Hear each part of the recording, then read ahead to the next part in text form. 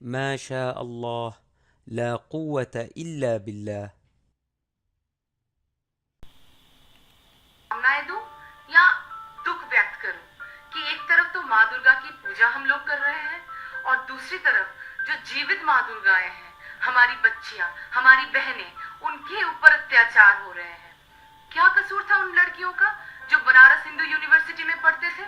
अपने अधिकार के लिए उन्होंने आवाज उठाई, उनपे उनके आत्मसम्मान पर चोट हुई, उनकी इज्जत के साथ खिलवाड़ हुई और उन्होंने आवाज उठाई और मोदी सरकार को इतना बुरा लग गया कि लाठियां बरसानी पड़ी उन पर, उन लड़कियों पर।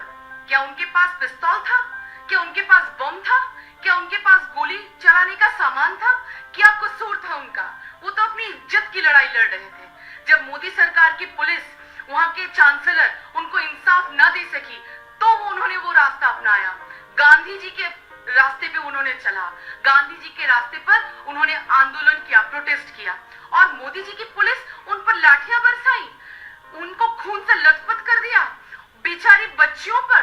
और आप बोलते हैं बेटी बचाओ बेटी पढ़ाओ, तो बचेगी बेटियां तभी तो पढ़ेगी बेटियां।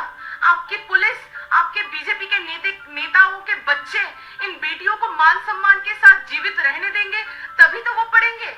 आश्चर्य होता है, जो बच्चियां अपने हक के लिए लड़ाई लड़ रही थी, अपनी गरिमा की लड़ाई लड़ रही थी, आत्मसम्मान की लड़ाई लड़ रही थी, मोदी सरकार और जोगी सरकार की पुलिस उन पर बरस पड़ी। और टीवी में और सोशल मीडिया में आ रहा है, कुछ दिन पहले दाऊद इब्राहिम की बीवी मुंबई होकर गई। मुंबई में किसकी सरकार? बीजेपी की। दिल्ली में किसकी सरकार? बीजेपी की।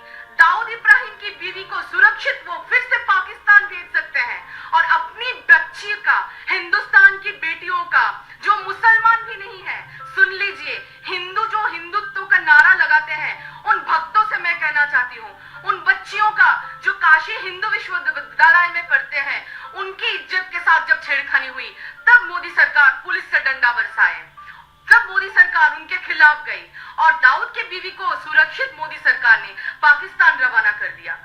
आप देखिए, ये पहला वार किसान पर हुआ, फिर जवान पर हुआ, फिर छात्रों पर हुआ, फिर बच्चियों पर, महिलाओं पर भी वार करते रहे मोदी सरकार।